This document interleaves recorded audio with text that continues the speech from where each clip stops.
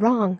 Hours after number 2 Clemson's 27-24 road loss to Syracuse, number 8 Washington State turned the ball over 7 times in a 37-3 road loss to Cal on Friday, the 13th night of October. The Cougars couldn't get out of their own way on offense as Luke Falk threw 5 interceptions. One of the picks even came on a shovel pass, a play that's supposed to be incredibly simple and easily completable. The Cougars turned the ball over 5 times in the first 3 quarters, a statistic that's pretty damn rough. It got worse in the second half.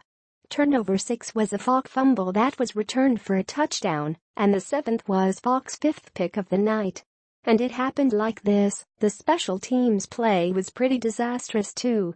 Facing a 4th and 2 with less than a minute left in the second quarter, Washington State elected to punt from its own 44.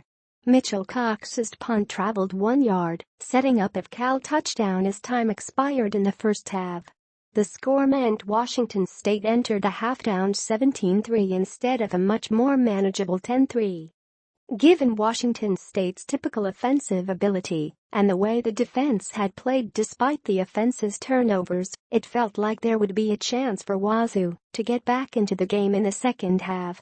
But Cal QB Ross Bowers' flip into the end zone at the beginning of the fourth quarter gave the Bears a 27-3 lead and extinguished any hopes of a comeback. The game is also likely to spur more discussion about the Pac-12's scheduling practices. Washington State played at Oregon in Week 6 and traveled to Cal on short rest. Before the Oregon game, Washington State upset USC at home on a Friday night. The week prior traveling to Washington State, USC played at California. Should teams in the conference be playing road games on short rest the week after playing a road game?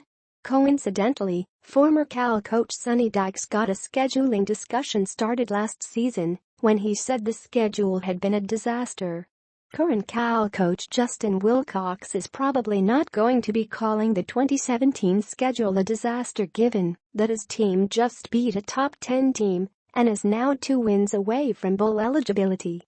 Washington State's loss also puts the Pac-12 North firmly in the grasp of in-state rival Washington, presuming the number 5 Huskies don't lose to Arizona State on Saturday, of course.